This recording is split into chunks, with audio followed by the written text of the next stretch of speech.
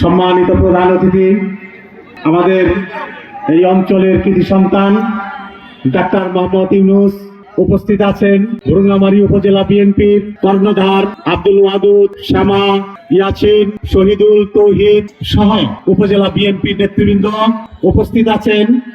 বিভিন্ন ইউনিয়ন থেকে আগত আমাদের সভাপতি, সম্পাদক সহ। সর্বোপরি একটা কথা বলতে চাই, মহান ভাষা আন্দোলনের যে চেতনা, সেটা হচ্ছে মহান স্বাধীনতা। এই স্বাধীনতা গত 14-15 বছরে ভুলুণ্ঠিত করেছে। এর জন্য বাংলাদেশ জাতীয়তাবাদী দল বিএনপি সহ সমমনা দলগুলো আন্দোলন করে বৈষম্য বিরোধী ছাত্র আন্দোলনের মাধ্যমে গত 5ই আগস্ট বাংলাদেশ দ্বিতীয়বার স্বাধীন হয়।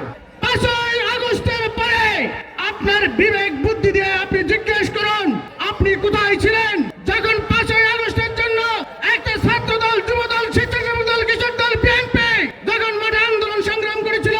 আপনি এদেরকে কোন প্রকার জায়গা দেননি, বাসায় থাকতে দেন নাই। আমি একটি কথা বলতে চাই, সেই সংগ্রামী ছাত্র দল, যুব দল, স্বেচ্ছাসেবক দল কর্মীরা সবসময় সামনে থাকবে ইনশাল্লাহ। আজকে যে তত্ত্বাবধায়ক সরকার আছে, ইন্টিম গভর্নমেন্ট আছে, তাদের যে পরিকল্পনা, তাদের যে হচ্ছে আজকে যে এই সরকারকে বিএনপি বারবার সরকারের লোকজন এখন জড়িত আছে, তারা বিভিন্ন পর্যায়ে টালবাহানা করছে।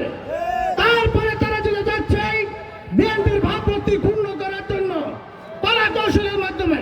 কিন্তু আপনারা জেনে রাখুন, এই বিএনপি শহীদ প্রেসিডেন্ট জিয়াউর রহমানের দল। এই দল আমাদের মাতা দেশনেত্রী বেগম খালেদা জিয়ার অনেক কষ্টের ফসল। এই বিএনপি আমাদের জনতা, আমাদের ভারপ্রাপ্ত চেয়ারম্যান জনাব তারেক রহমানের অত্যন্ত কষ্টের বিএনপি।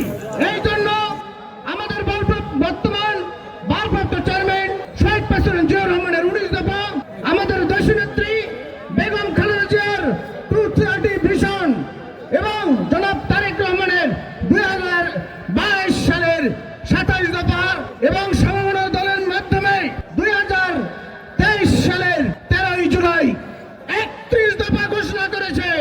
এই 31 দফা বাংলাদেশের টেকনাফ থেকে তেতুলিয়া, রূপসা থেকে পাটুরিয়া সর্বত্র গ্রহণযোগ্য।